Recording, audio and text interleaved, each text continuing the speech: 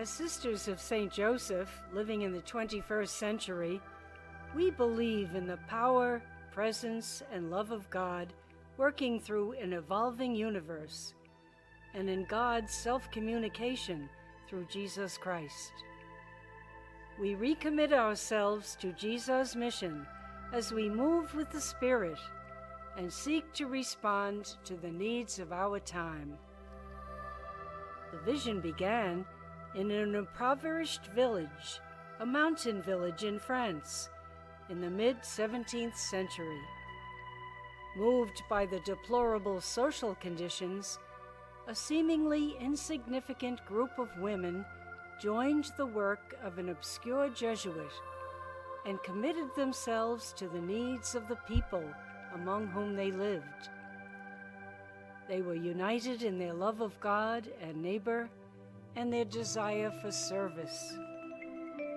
They met daily in this little kitchen to pray, to share their hearts, and to make their plans. Of these first 6 women, 5 were illiterate.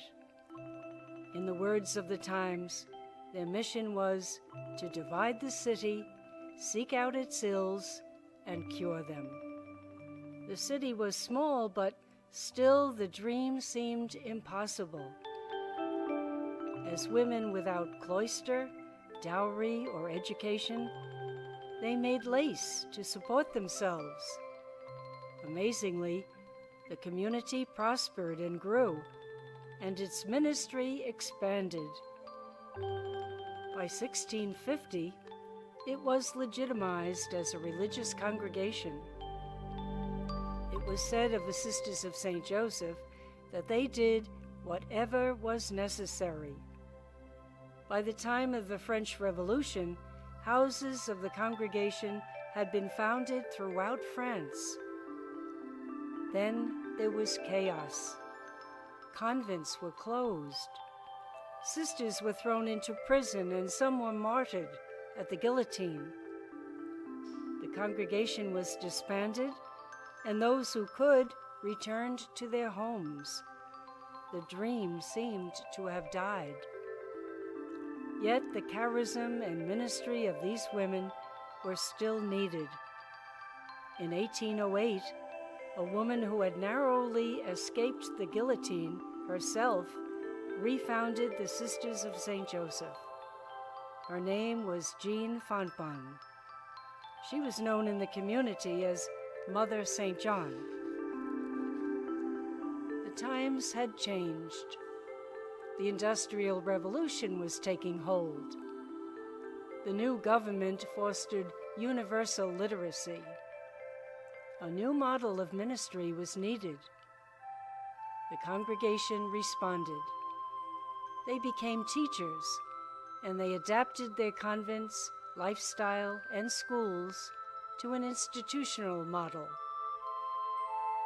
By 1836, they were numerous again and expanding. A request came from the United States. The Bishop of St. Louis, Missouri, needed sisters to assist in his diocese and to teach deaf children. 3 sisters were sent to make a foundation in the United States. They came to a primitive cabin in Carondelet, Missouri, to establish the first house and school of the Sisters of St. Joseph in the United States. The congregation took root and spread. As many new members joined them, the Sisters of St. Joseph moved west to California, up through the heartland of America into Canada, and east to Philadelphia. From Philadelphia, they came to Brooklyn. In 1856, at the request of the Bishop of Brooklyn, a diocese which then extended from the East River to Montauk Point, 3 sisters came to establish a house of the congregation in St. Mary's Parish in Williamsburg. Their assets were $10 in cash, a $5 gift, 4 beds, a few chairs, 1 table, and a few utensils.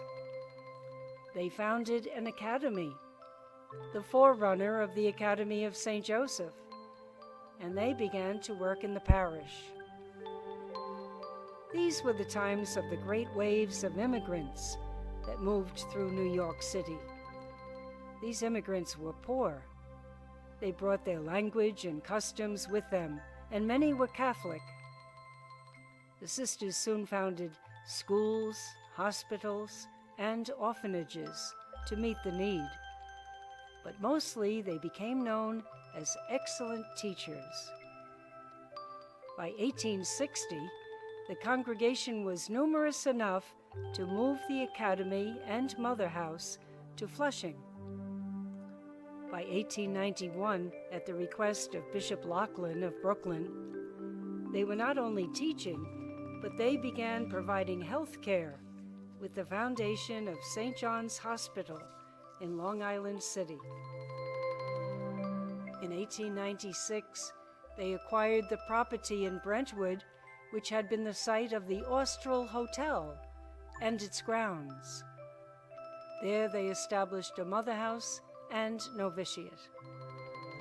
By 1902, the Academy of St. Joseph was built, followed by St. Joseph Convent and Sacred Heart Chapel.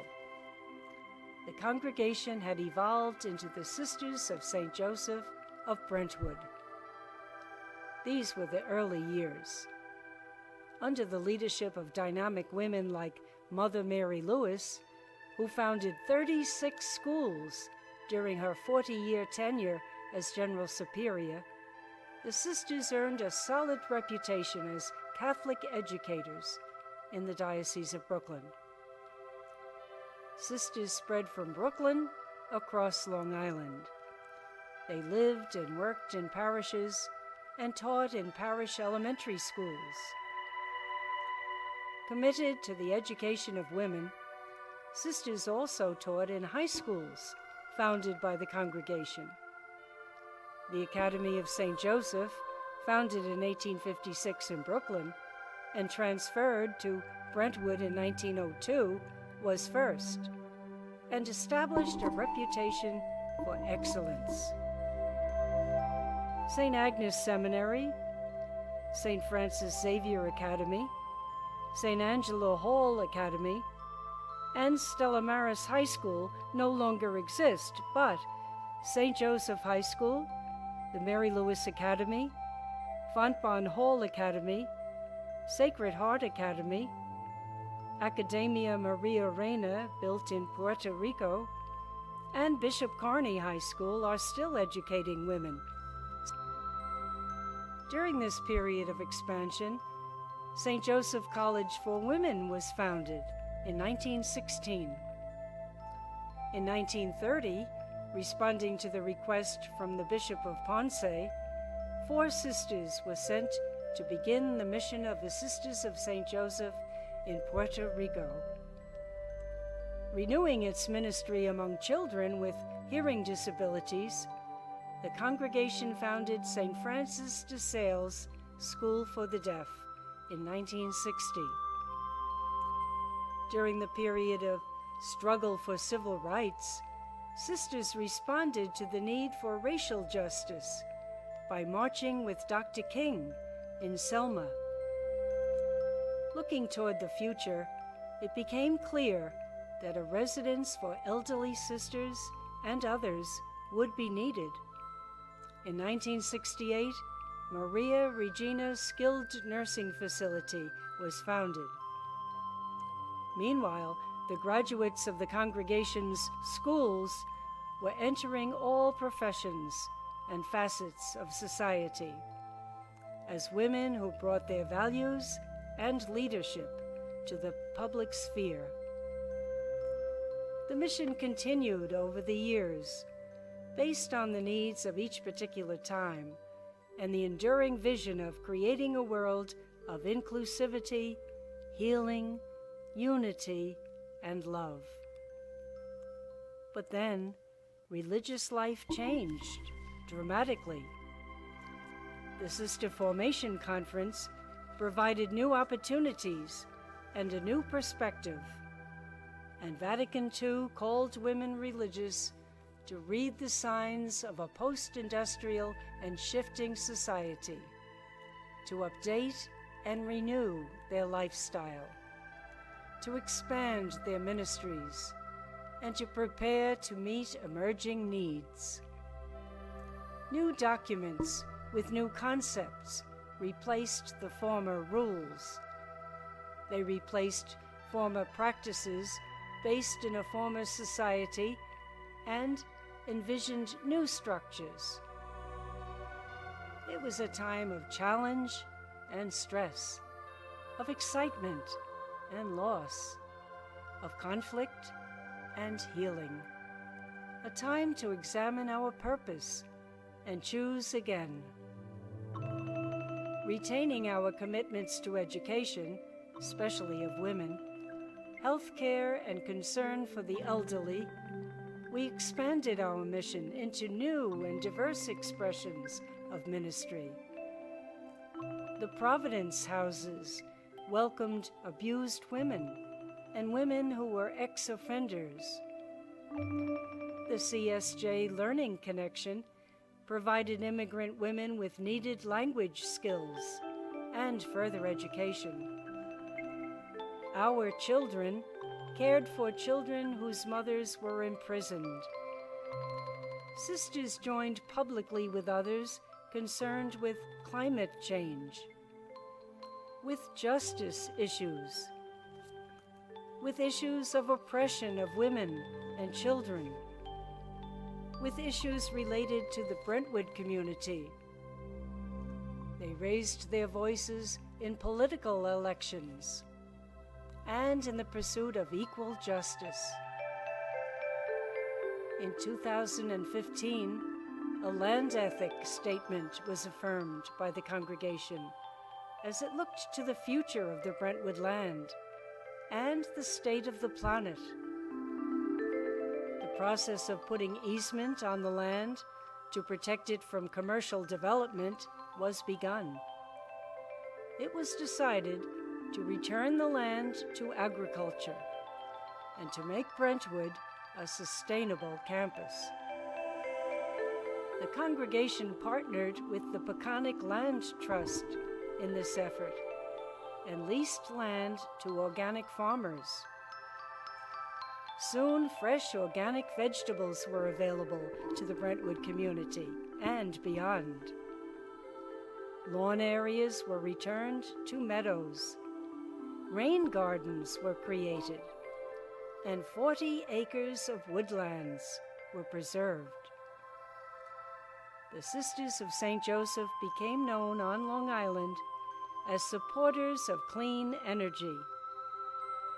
The 3,192-panel solar array built on the campus supplies 63% of the electricity needed and is among the largest providers of solar energy on Long Island. The Academy building no longer housed a high school, but it provided available space to share with new partnerships formed with Long Island-based organizations working for issues of environmental and social justice. It became a welcome space for meetings and presentations.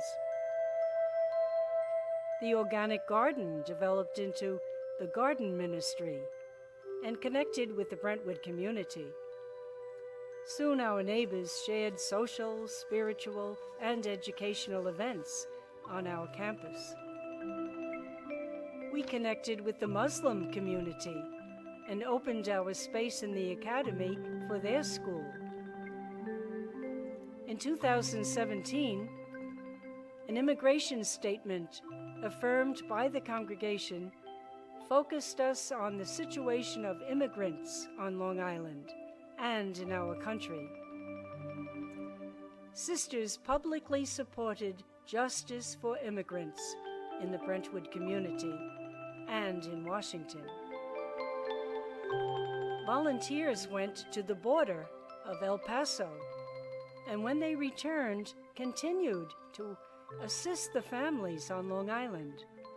and help by facilitating the process at the immigration office. A new program, the Joseph Worker Program, invited young women to a one-year experience of service and living in community.